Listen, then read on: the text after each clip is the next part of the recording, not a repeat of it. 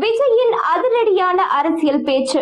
வடிவேலு சொன்ன வார்த்தை. தமிழக வெற்றி கழகத்தின் தலைவர் விஜய் பரப்புரை சுற்றுப்பயணத்தை செப்டம்பர் 13ஆம் தேதி முதல் தொடங்கினார். வரும் டிசம்பர் 20ஆம் தேதி வரை சனிக்கிழமை தோறும் பல்வேறு மாவட்டங்களில் மக்கள் மத்தியில் பரப்புரை மேற்கொள்கிறார். திருச்சி, அரியலூர் மாவட்டங்களில் விஜய் பரப்புரை மேற்கொண்டார். திட்டமிட்டபடி பெரம்பலூரில் பரப்புரை மேற்கொள்ள இயலவில்லை. தவேகா தலைவர் விஜய் இந்த சுற்றுப்பயணத்தின் திமுகவின் கோட்டையாக திகழும் மாவட்டங்களை குறிவைத்தே பரப்புரையை தொடங்கியுள்ளார். அதனைத் தொடர்ந்து நாகப்பட்டினம், திருவாரூர் மாவட்டங்களில் மக்கள் சந்திப்பை மேற்கொண்டார். தனது இரண்டாவது பயணத்தை நாகப்பட்டினத்தில் தொடங்கிய தளபதி விஜய் அங்கே திரண்டிருந்த மாபெரும் மக்கள் கூட்டத்தின் முன்னால் ஆளும் அரசுக்கு எதிராக கடும் சீற்றத்துடன் பேசிய பேச்சு தமிழக அரசியலில் அதிர்வலைகளை ஏற்படுத்தியது. தனது அரசியல் பயணத்திற்கு அரசு தரப்பில் விதிக்கப்படும் கட்டுப்பாடுகள் குறித்து வெளிப்படையாக பேசிய விஜய் முதலமைச்சரை நேரடியாக குறிப்பிட்டு மிரட்டி பாக்குறீங்களா என்று கேள்வி எழுப்பியது அரசியல் அரங்கில் பெரும் பரபரப்பை ஏற்படுத்தியுள்ளது. எந்தவித தயக்கமும் இல்லாமல்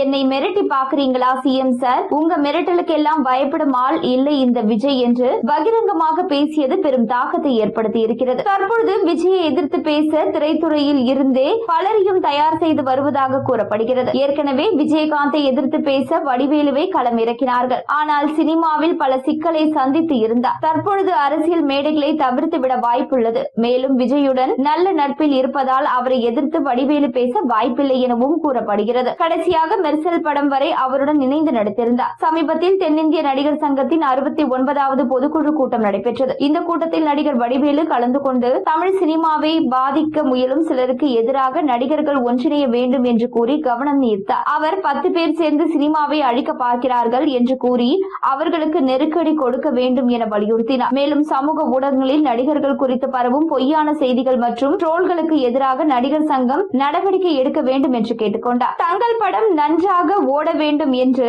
சிலர் பேட்டி, நடிகர்களின் படங்களுக்கு யூடியூபர்கள் மூலம் நெகட்டிவ் விமர்சனங்கள் கொடுக்க வைத்து தோல்வியடைய செய்கிறார்கள். நடிகர் சங்கம் முதல் நாளே ஊடகங்கள் விமர்சனம் எடுப்பதை முறைப்படுத்த வேண்டும் என்றும் வடிவேலு கூறியிருக்கிறார்.